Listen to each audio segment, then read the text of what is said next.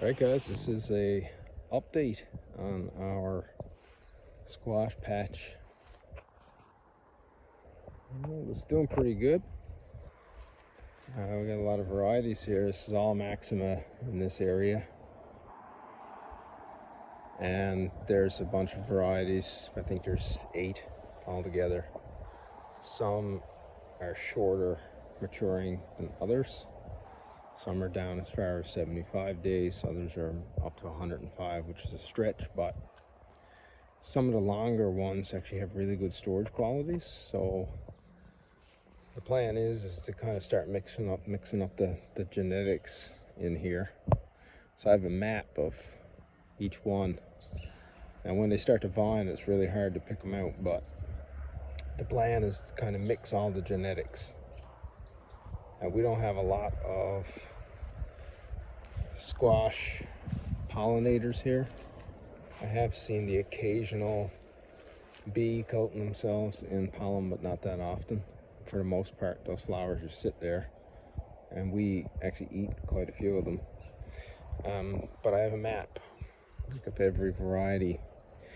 So I come out in the morning, because in the morning is usually when they bloom, and I find a female blossom, we'll say like this one, it's bloomed, and then I grab a male flower from another medium or short season, so that's either a kind of a 75 up to a 85-90 day maturity, and I make sure it's not the same variety as this one, and I come in and I just cross-pollinate it with the female, and I do that a couple of times till I run out of pollen, and then I come and I grab another flower from another variety and I head around and do it. The whole process only takes me around 5-10 minutes, and I end up being able to kind of mix up the genetics so that some of the long season varieties which have good storage qualities, a couple one up here, and haven't even really flowered yet, but I've put on male flowers, just haven't put on any females. They'll tend to do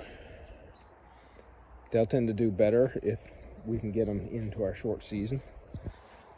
So I'm hoping that by crossbreeding we can get basically kind of a swarm of all F1s, or a lot of F1s, which I'll tease out based on vigor in the spring when we go to transplant seeds again.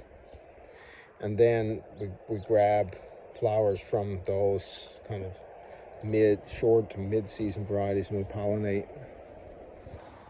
And should get a lot of mixed genetics and hopefully a lot of F1s that exhibit this kind of heterosis or heterozygous vigor.